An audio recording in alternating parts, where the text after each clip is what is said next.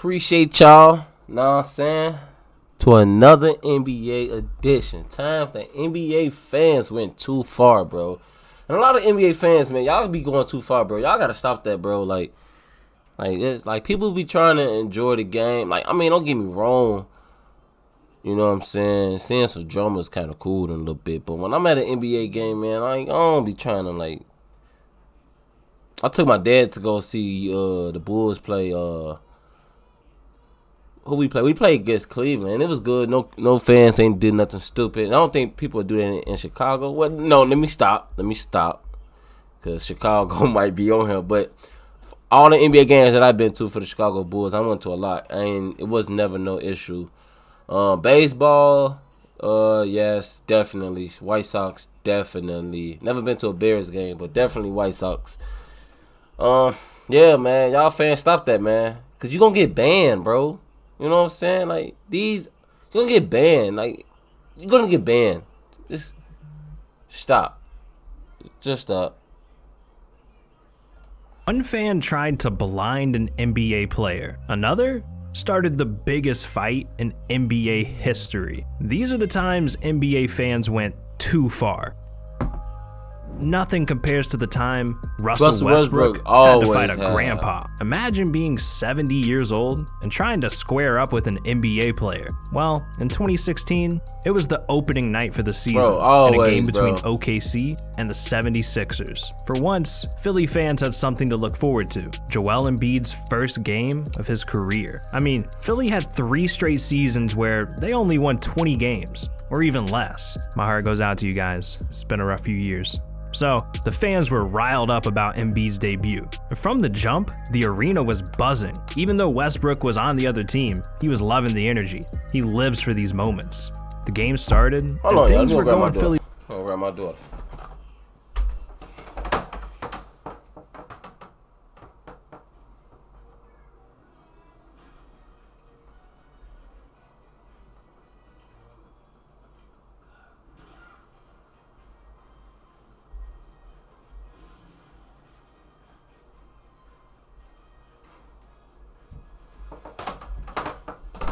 Alright, I'm back, y'all. Sorry about that. My daughter in her little crabby mood. Don't have kids.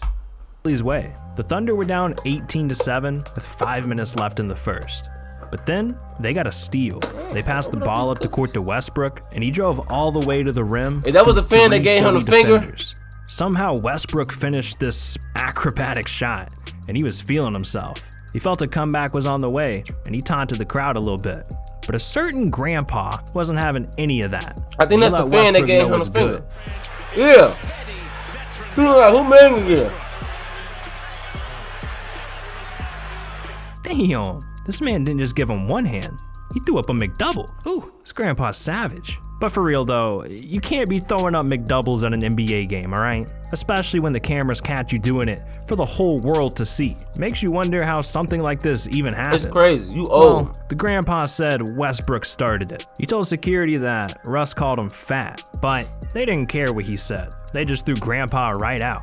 Later on, he issued a public apology to Westbrook and the entire 76ers organization. So we never got to see that Westbrook versus grandpa boxing match. Damn. Popcorn ready and everything, man. But speaking of old white men, imagine being a billionaire, you know, with a B, and starting a fight with an NBA player. Well, that's exactly what happened during Game 3 of the 2019 Damn, he NBA was a billionaire? Finals. A minute into the fourth quarter, all the pressure was on Golden State. The Raptors were up 96-86, so with the game close, Quinn Cook flew down the court, caught a pass, and drove in for a layup. But Ibaka unleashed his inner LeBron and chased him down, sending a shot to the sidelines. So with the ball flying into the crowd, Kyle Lowry dove into the seats trying to save it. And that's when this happened. Warriors investor Mark Stevens not only shoved him, but told him multiple times to, quote, himself. Hold up. This dude really trying to pick a fight with a 200-pound NBA player? Man, he's lucky the cameras are rolling. And it'd be one thing if it was just some normal fan that did this, but Kyle was shoved by a billionaire Warriors owner, Mark Stevens. Being a team investor means you represent the NBA. So the league was furious when they saw this clip. and they slammed Stevens with a $500,000 fine. Yeah. Whew, damn. But it only got crazier. They threatened to fine him $100 million if he didn't drop a like and subscribe to the channel. I'm about to say, and boy. they finna fine you too. Yeah, I'm talking about you. I know you ain't got Hey, bread I was like about that, to so say. don't risk it, dog. But anyways, the NBA realized that money wasn't enough, and they really wanted to make a point. So they banned him from attending games for an entire year. This dude owns a team, and he can't even watch them play. Imagine that. Man. Although, in my eyes, he still got off easy, because when Kyle heard billionaire dude telling him to f off, he almost knocked him out. Anywhere other situation, if it wasn't in this situation, things may have been, they probably would have been done differently, handled differently by me. You know, understanding that, like, I have 2 young children, and, you know, to being able to hold myself to a certain standard, which I do. I hold myself to a high standard. I got to make sure that I uphold that. What a humble way to say Yo, he how would've you kicked his ass. But at least that fan didn't Can't try go to to your own blind team, him. man. Yeah, you heard me right. James Harden was nearly blinded by a fan. This moment came back in 2016 between the Rockets and the Jazz. And if there's one thing you should know about Utah, it's that they got the wildest fans in the NBA.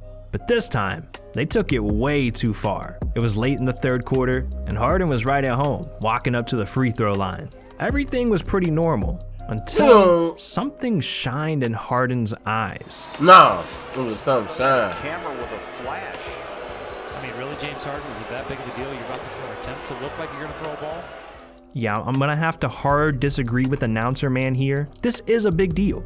That fan wasn't using a camera flash like he said. It turned out, man, y'all was stupid, bro.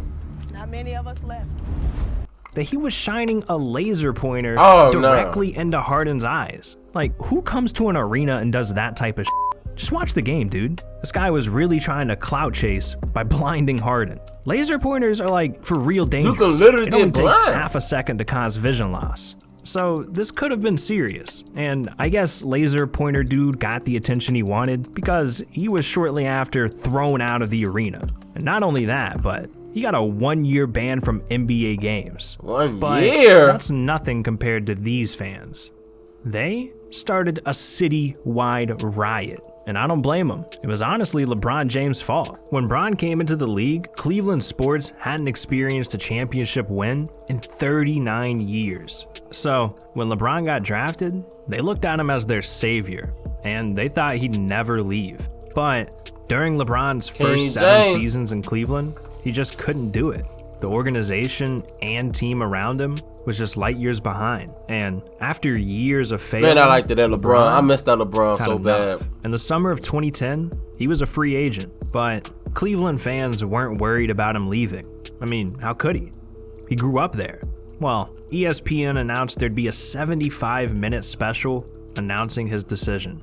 And with fans all over the city watching, this happened. The answer to the question everybody wants to know. LeBron, I remember what's your decision? In this fall, man, it's very tough.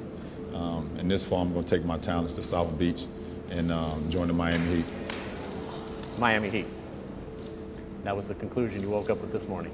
That was the conclusion I woke up with this morning. Damn. LeBron really devastated his own city in front of the entire world. People were literally going to lose their jobs, lose their joy for basketball games, and lose their hero because of this.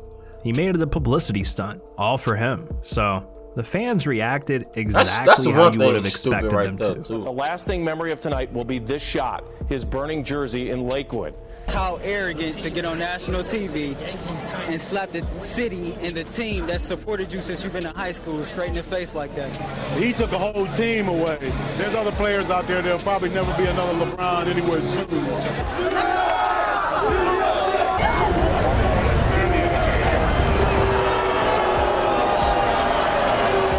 Whew, Jesus. Overnight, LeBron went from a hometown hero to the most hated person in Ohio. Wow. See, LeBron was the entire Cleveland economy. And that's why when he left the Cavs, the value of their team dropped from $476 million to $355 million. A lot of people don't know. He tried to get them to come to that. $121 million he tried to get Bosh and Wade to come disappears to Cleveland. from your team in a split second. Damn, feel bad for the Cavs owner. But see, LeBron just wanted to better his career. He saw a championship opportunity in Miami. And come on, man, it's Miami. You'd be crazy to not choose Miami over Cleveland. I'm just saying, dude, come on. But the fans forever felt some type of way.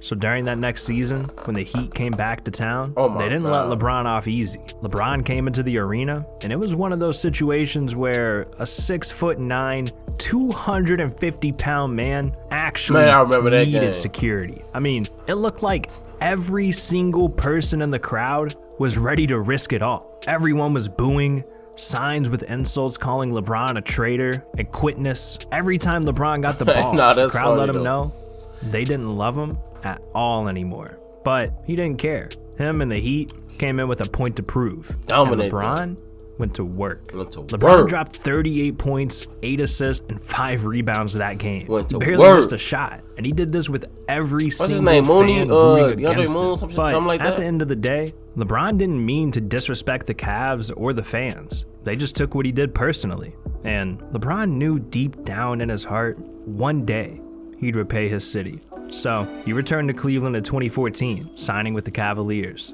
And he made it his mission to bring a championship to Ohio. And just 2 years later, he did it. 2016, the Cavs came back from down 3-1 to the Warriors. 3-1, bro. And LeBron did what no one ever could do for the city of Cleveland. He ended the championship drought and won everyone's hearts back.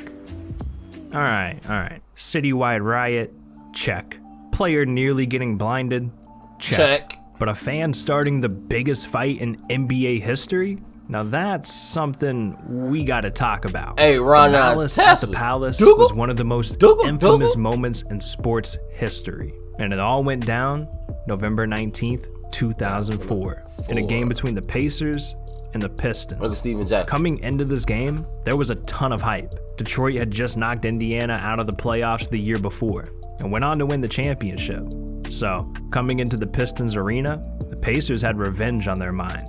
This was the first time these two teams faced off since then, so the game was nationally televised on ESPN. And with all the bad blood there, everyone was watching. From the jump, the Pacers controlled the game. Ron Artest was playing out of his mind, and he dropped 17 points in the first quarter. But it wasn't long before the game got physical. The crowd got crazy, and the Pistons got heated.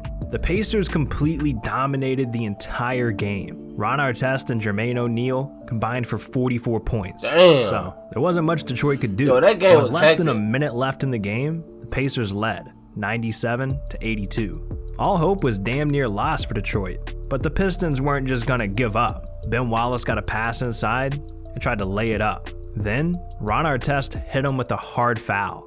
It could have been left at that. Damn. Ben could have shot his free throws, then a minute later headed home. But Ben said, "F that. We gotta square up, dog." And it's safe to say he pushed them that's hard, when bro. all hell He broke pushed them hard.